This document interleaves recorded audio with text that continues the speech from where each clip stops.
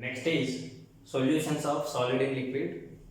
See, this is the second case of the solutions, whereas in the first case we made the discussion that when gas is dissolved inside the solutions, that is gas in solution is discussed, and second one is solid in liquid, that is solid dissolved inside the liquid solutions.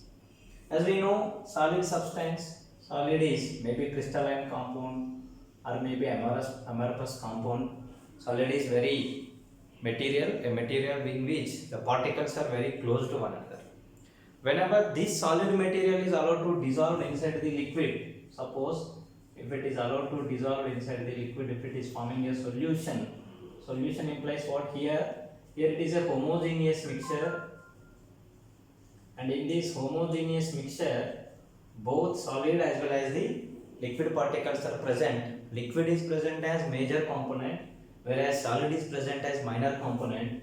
This solid is minor component, generally known as solute.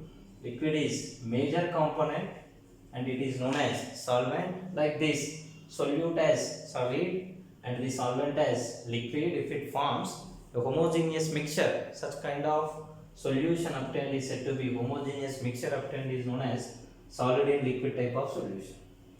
Whereas here the solid which is getting dissolved inside the liquid, there is a rule for its dissolution. Let us go for its dissolution. Yes, dissolution of solid in liquid depends on a logic like dissolves like dissolves like substances. That is, ionic compounds, if I take ionic compounds are soluble in polar solvents like water. Suppose sodium chloride is there, potassium chloride is there, sodium chloride. Similarly, other ionic compounds like potassium chloride, potassium iodide, these of all substances are generally soluble in ionic solvents, otherwise polar solvents. Similarly, in this case, sugar which is having more number of hydroxy bonds which can form the hydrogen bonds with the solvent molecules is also getting dissolved. Whereas naphthalene, anthracene like substances are not getting dissolved inside the water, whereas they are very nicely soluble inside the organic solvents like chloroform, dichloromethane, ether like substances.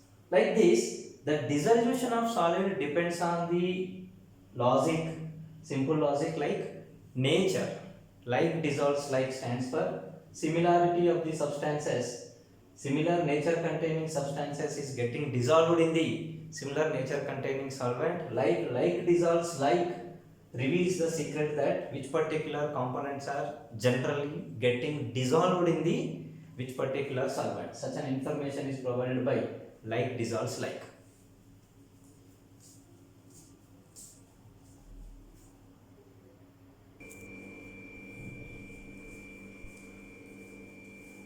Factors that are affecting on the dissolution. The dissolution process is getting affected by majorly two varieties of factors. One is nature of interaction between the solute molecule as well as the solvent molecule. In between the dissolved substance and the solvent, if strengthened interactions are formed, as a result of this strengthened interaction, more amount of substance is getting dissolved inside the solvent.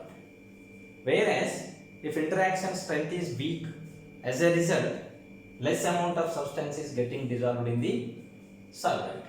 And second one is temperature. Here generally with respect to the temperature, what will happen, we can study with a simple logical relation, that is here solute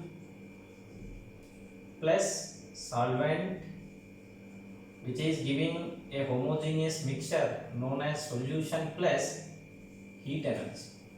Energy is liberated. So therefore, in case of those particular reactions, those particular solution preparations where the process is suppose exothermic process, then in that case what happens is at lower temperature more amount of substance is getting dissolved. Suppose if this process is endothermic in nature, that is energy taking process, then at high temperature more amount of substance is getting dissolved.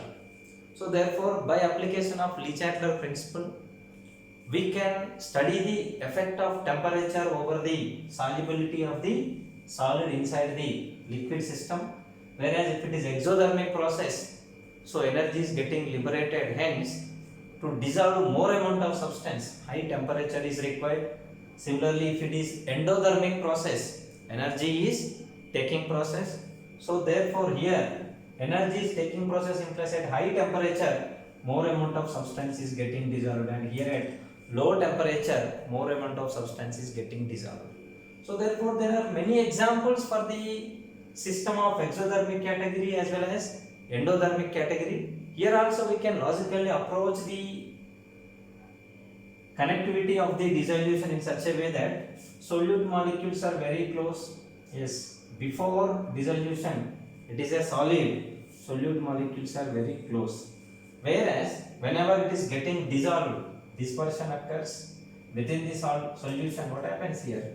The distance present between the molecules increases, so therefore entropy of the system increases. What happens here? In everywhere entropy of the system is getting increased. So delta G can be given by delta H minus T delta S. So therefore in some cases what happens is process may be exothermic process, process may be endothermic process. Let us go for the process also. If it is exothermic process, energy is liberated, this quantity is negative, and entropy automatically increases some temperature into some positive quantity. So therefore overall it becomes negative, process will become spontaneous, implies what? More amount of substance is getting dissolved. In some cases, though the process is non-exothermic and non-endothermic, here solubility is appeared and solubility increases with increasing of temperature, like sodium chloride system is there. Dissolution of sodium chloride inside water is neither exothermic nor endothermic. Though with increasing of temperature its solubility increases, because here entropy is the deciding factor. Entropy is positive, change in entropy is positive with respect to the dissolution. At any temperature into positive quantity it becomes overall negative. The more higher temperature it will be more negative, implies what? Here it becomes more spontaneous. Thus non-exothermic, non-endothermic reactions also in certain cases like sodium chloride, with increasing of temperature solubility increases, because here entropy is the deciding factor. In some cases, that is endothermic process, energy is taking process. So energy taking process implies what? Here delta H is positive, though delta S is also positive, but if delta H dominates, then what happens is overall quantity will becomes positive quantity. Delta G becomes positive, implies what? Process is non-spontaneous. Non-spontaneous implies what? Dissolution does not take place. There are examples for the system where with increasing of temperature the solubility increases, with increasing of temperature solubility decreases, and there are some other substances where a regularity is not maintained in the solubility. Up to certain temperature there is some solubility, increment of solubility, then after decrement of solubility are there. Now we will discuss those things.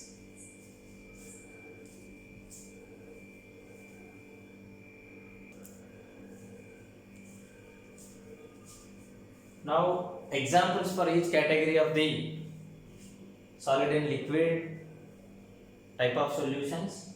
There are certain solids where here what happens is with increasing of temperature its solubility increases. Maybe that is exothermic reaction, or maybe that is neither exothermic nor endothermic reaction. But in this case what happens is overall delta G is negative. So therefore with increasing of temperature it becomes more negative. As a result its solubility increases with increasing of temperature. And case number 2, examples like calcium carbonate, lithium sulfate and cerium sulfate, these belongs to the second category.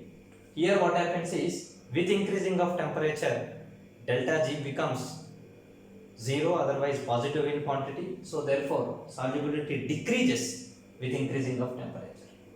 And case 3, which is a special case, in this case what happens is solubility does not maintain any kind of regularity.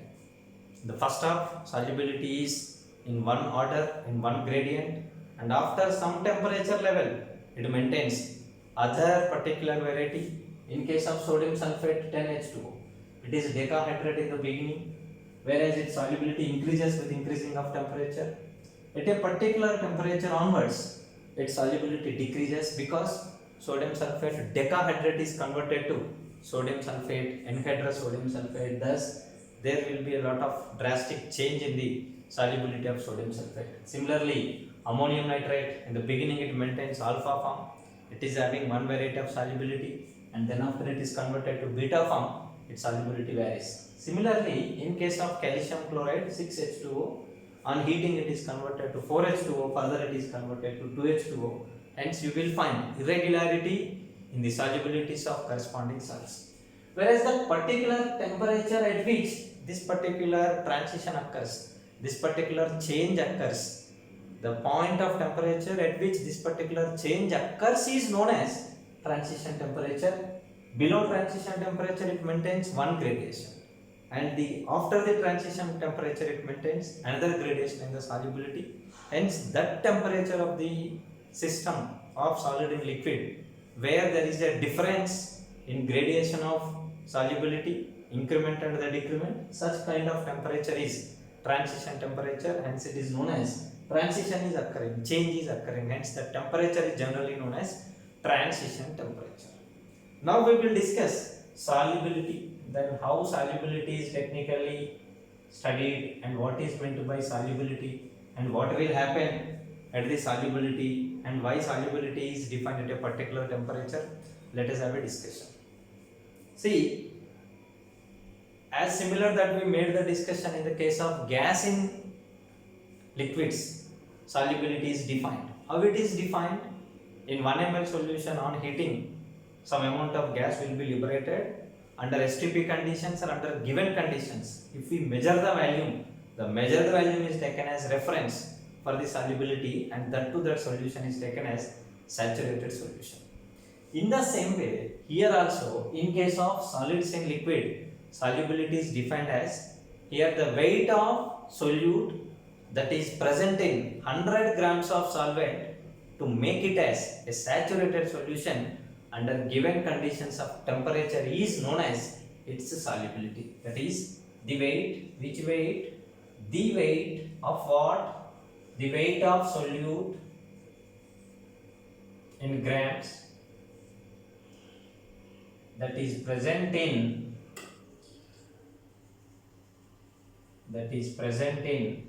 100 grams of saturated solution, 100 grams of saturated solution at the given temperature is known as its solubility.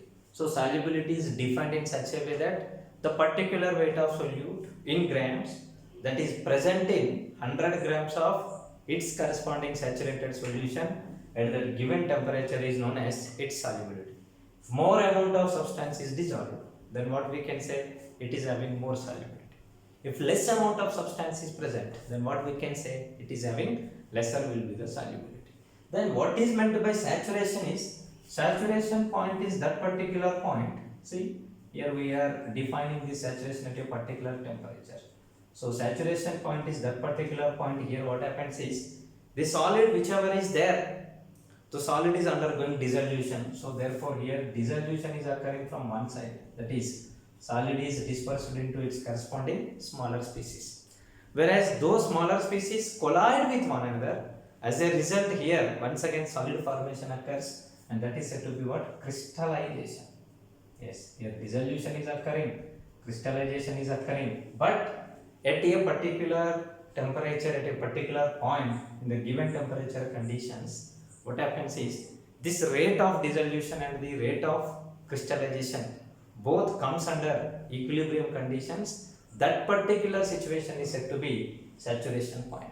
Saturation point is that point at which rate of dissolution of the solid and rate of crystallization of the solid becomes equal to one another. So therefore there is no net amount of dissolution, there is no net amount of crystallization. It appears as a complete saturated system implies the maximum amount of solute that it can be dissolvable, that amount is dissolved, and there is no more one crystal is going to be added. If one crystal is added, it becomes supersaturated and precipitation occurs. Suppose if one crystal is removed, it becomes unsaturated. Such a logical point, such a crucial point where how much is expected to be dissolved. Yes, that amount of substance is getting dissolved, and it is technically given in terms of what? Rate of dissolution and the rate of crystallization. That is, rate of dissolution and rate of crystallization are equal, and these two processes are present in equilibrium, and that particular point where rate of dissolution is equal to rate of crystallization and both are present in dynamic equilibrium, there is no net dissolution, there is no net crystallization. Such a point is said to be what? Saturation point. Under this saturation conditions of 100 grams of system, the weight of solute that is present in grams is known as its corresponding solubility. Suppose 100 grams of system is taken. Within this, that solute is suppose some 12 grams. So 12 grams is its solubility. Thus, in solids, solubility can be defined as the weight of solute, the weight of solid substance that is present in 100 grams of its corresponding saturated solution under given conditions of temperature is known as its corresponding solubility.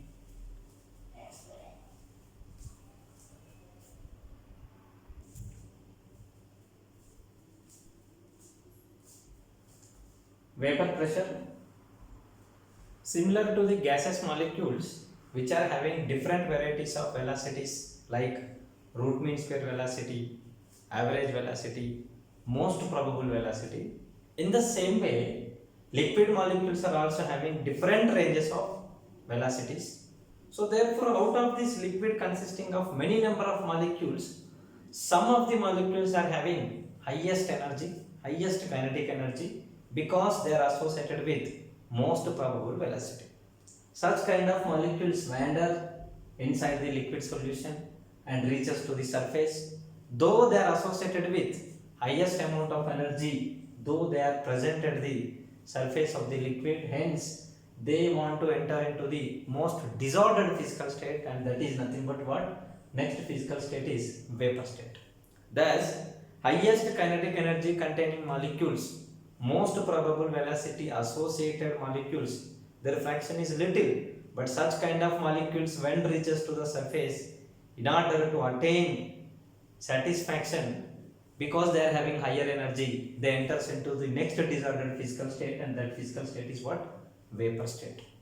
And here this particular process is possible below the boiling point. So therefore below boiling point of liquid, certain molecules of the liquid system which are having highest kinetic energy will enters into the nearby disordered physical state. That disordered physical state is not exactly the gaseous state, but it behaves just like a gas, which is possible below the boiling point, and such particular state is said to be vapor state, and vapor state is a dependent physical state. Without liquid, you can't go for the vapor state. So therefore vapor state is a dependent physical state. Suppose the same vessel whichever is having the liquid is sealed, then what happens? Let us look here. Yes, it is completely sealed. On completely sealing that liquid box, liquid vessel, then what happens is vapor molecules are getting generated over here, vapor molecules are getting generated over here. In this case, it is continuously taking energy from the outside. As a result, what happens? Slowly evaporation process is continuous process. So therefore, on time being, the liquid material quantities goes on decreasing. But here, it is a sealed process. Whichever molecules are converted into the vapor state, yes, these are all vapor state molecules. So strength of vapor state molecules increases, number of vapor molecules increases, and vapor molecules number increases within the small volume. Then what happens is they comes closer to one another. They develops intermolecular forces of attraction. As a result of attractions, when they come closer to one another, then they loses energy. If they loses energy, once again they fall back inside the solution. Thus, the first process, conversion of liquid into vapor, this particular process is said to be vaporization process. Whereas the second process, that is conversion of vapor into liquid, once again is said to be what? This is said to be condensation process. So here what happens is, in the beginning the rate of vaporization is more, whereas later onwards what happens is rate of condensation also increases. After some time this rate of evaporation and rate of condensation both becomes close to one another. Let us go for example. Suppose in the beginning rate of vaporization related information and rate of condensation related information I am writing. For second, some 6 molecules are going to be evaporated. There is no condensation. In the next second, some another 4 molecules are added. So total vapor molecules are, let us consider here, some extra 4 are added. Total will becomes equal to what? 10. And in this case, rate of condensation starts, and this will becomes equal to some 2. And then after, another 3 molecules are getting converted. So it becomes equal to what here? 6 plus 4, 10, 10 plus 3, it becomes equal to what? 13 molecules. But out of this particular 4 molecules of vaporization, 2 molecules are condensed over here. Net is 2. So therefore here, what happens is, in this case, 6 plus 4, 4 minus 2, it will becomes equal to what? 8 molecules are present. And here 8 plus 3, and here 3 molecules are getting condensed over here. Suppose let us consider. So therefore here 3 out of 3, it is completely condensed. So therefore here it is once again what? 8. So net molecules number will becomes equal to what? Some constant. In the beginning, in the first second, 6 molecules are evaporated, no molecule is condensed. In the second, 4 molecules are evaporated, but out of 4, 2 molecules are condensed. And after, in the third second, extra 3 molecules are condensed, evaporated, and 3 molecules are condensed. This, after what happens is, 3 molecules are evaporated, 3 molecules are condensed, 3 molecules are evaporated, 3 molecules are condensed. Thus, net number of vapor molecules remains constant, whereas vapor molecules are also gas related molecules, that is mass particles. Mass particles implies they offers some weight over the surface. If I calculate the weight offered by the vapor molecules for unit surface area, that particular one is said to be its pressure. So they will offers weight. Weight is nothing but what? Mg. Whereas mg is nothing but what? From the Newton's law, F is equal to ma, ma will becomes equal to mg, nothing but what? Their weight is their force. Whereas they are offering the corresponding weight in this particular entire area. Whereas if I take unit area, this is unit area. If I take this unit area, that particular unit area related force, that is the weight offered by the vapor molecules on the unit surface area of the liquid surface is said to be its pressure. This pressure is offered by the vapor molecules, hence this pressure is said to be what? Vapor pressure.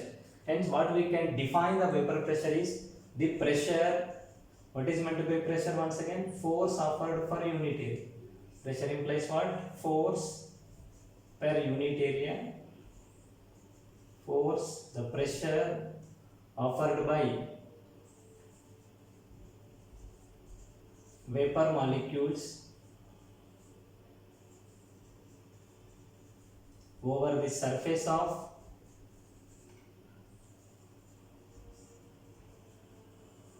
liquid at a given temperature is known as its vapor pressure.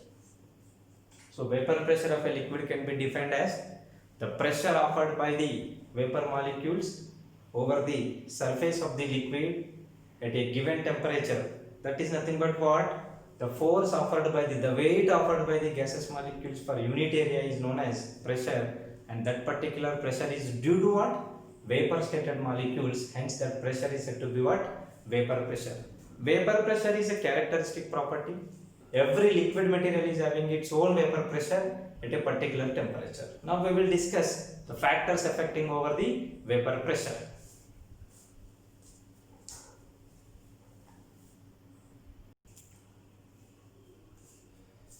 Yes, the next part of discussion is factors affecting on the vapor pressure.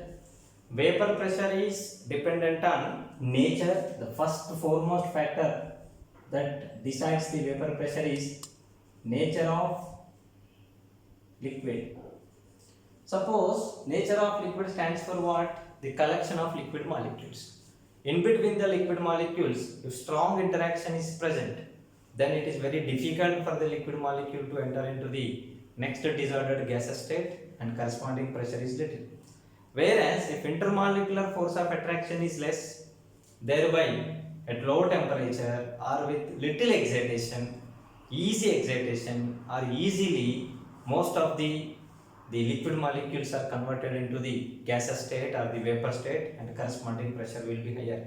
Hence, what we can say is the vapor pressure is dependent on nature of liquid. Nature of liquid, once again, logically we can understand that if intermolecular force of attraction is strong, more intermolecular force of attractions are there.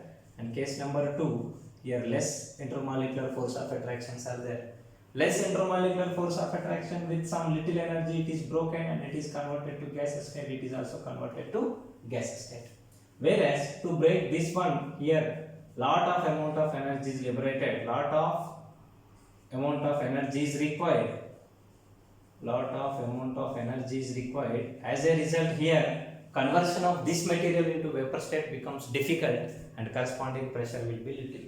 And those substances which are easily converted to vapor state are said to be volatile substances. But we can say this one as volatile substances. And those substances relatively requires more amount of heat energy for the conversion into vapor state and having lesser vapor pressure are said to be non-volatile substances. These are non-volatile substances and these are said to be what? Volatile substances. This is case number 1. Second one is temperature. What we said, intermolecular force of attractions are present, whereas to break that intermolecular force of attraction, it requires energy. That energy is provided from outside, whereas by raising temperature, then amount of energy will be provided. If it is sufficient amount of energy, then it is broken and it is converted to vapor state. Thus, temperature is one of the deciding factor. Generally, what happens is, with increasing of temperature, vapor pressure of every liquid goes on increasing. Suppose if I take the graphical information,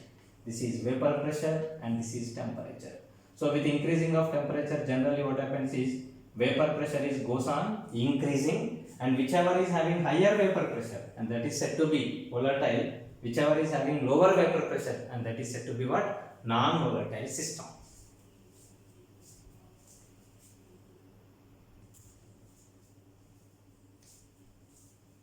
See here in this graph, vapor pressure versus temperature.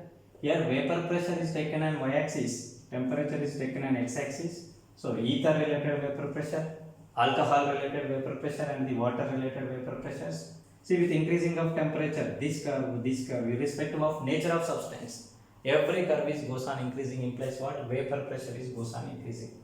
But it is not in a straight line fashion. It is a curved line. In that way, vapor pressure is increasing. And here ether is the case where it is having higher vapor pressure. Suppose to attain this particular vapor pressure, which is higher vapor pressure, it is possible at lowest temperature. Whereas to reach the same vapor pressure in case of water, it requires very high temperature. Hence, those substances which are producing higher vapor pressure at low temperature conditions are said to be volatile systems. Whereas those compounds which requires very high temperature to produce a minimum amount of vapor pressure are said to be non-volatile systems. And this is a relative comparison. Compounds of relative comparison on behalf of vapor pressure is volatile systems as well as the non-volatile systems. If I take the graph of log vapor pressure versus 1 by temperature, it is having a graph with negative slope, that is log vapor pressure versus 1 by T. It is a negative slope containing graph. Whereas vapor pressures of one temperature if known, other temperature related vapor pressure can be calculated like this, that is log vapor pressure 2 by log vapor pressure 1 will becomes equal to here delta H of vaporization divided by 2.303 into R of T2 minus T1 by T1 T2. This equation is said to be Clausius-Clapeyron equation. If I know the vapor pressure, that is P2 condition related vapor pressure is known under T2 conditions. Suppose they may ask for you to calculate the vapor pressure under T1 conditions, that is P1. Log P2 by P1 is equal to, this is delta H of vaporization, that is latent heat of vaporization required for the gas of 1 mole of system, divided by 2.303 into R of T2 minus T1 by T1 T2. With this relation, if we know the vapor pressure of one, vapor pressure of other can be calculated.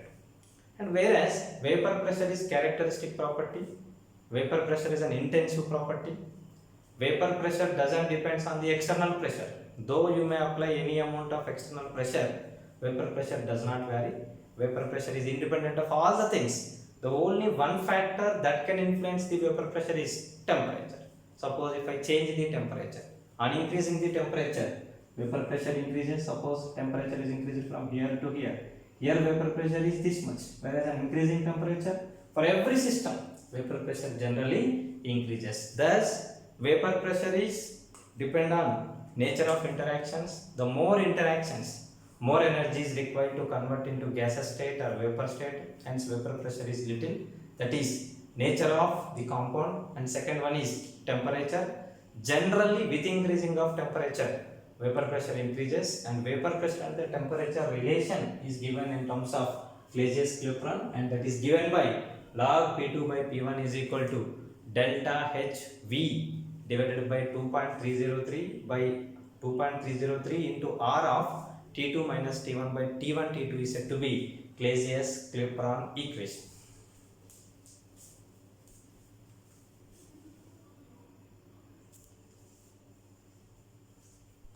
Yes, measuring of vapor pressure. How to measure the vapor pressure?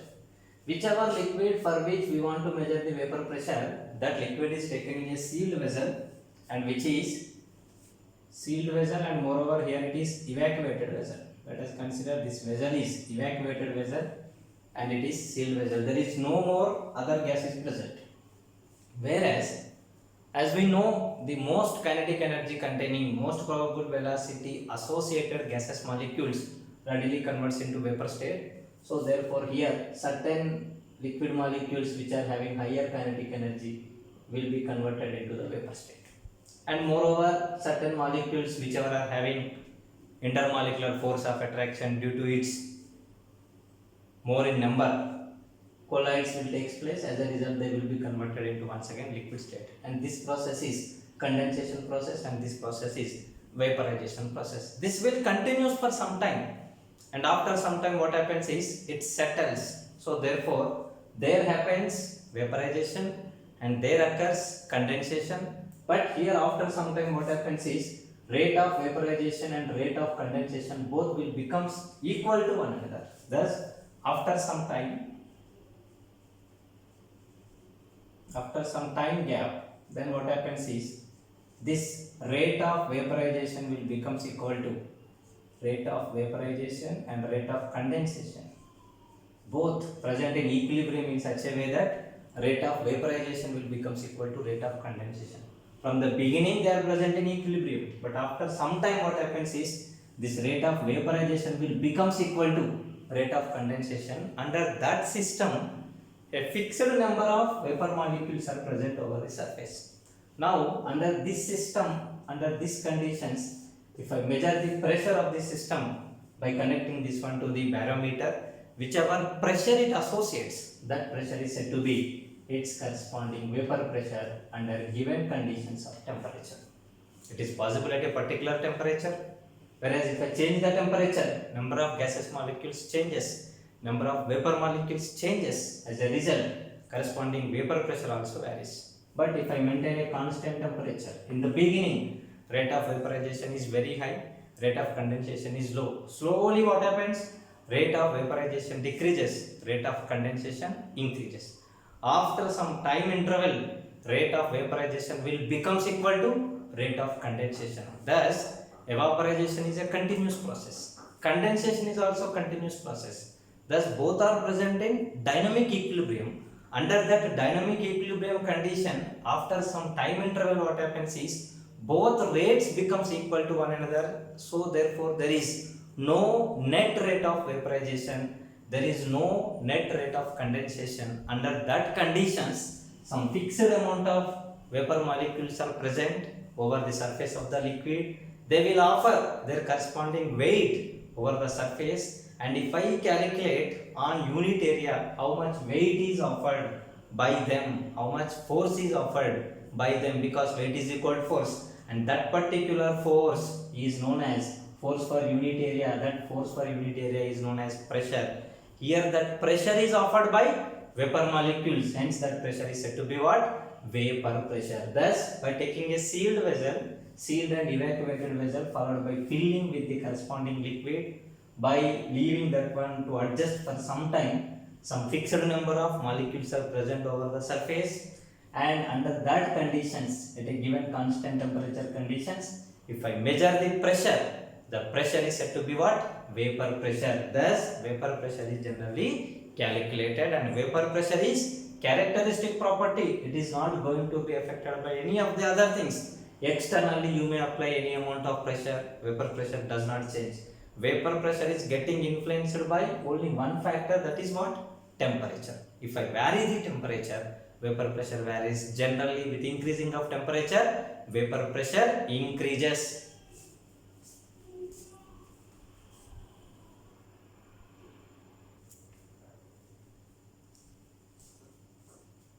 So this vapor pressure can be defined as under dynamic equilibrium conditions of vaporization and condensation, at some point of time onwards, the rate of vaporization and rate of condensation are equal to one another, from where the measured pressure is known as corresponding vapor pressure at that given temperature conditions. That is, from the beginning onwards, vaporization and condensation both are in equilibrium with one another.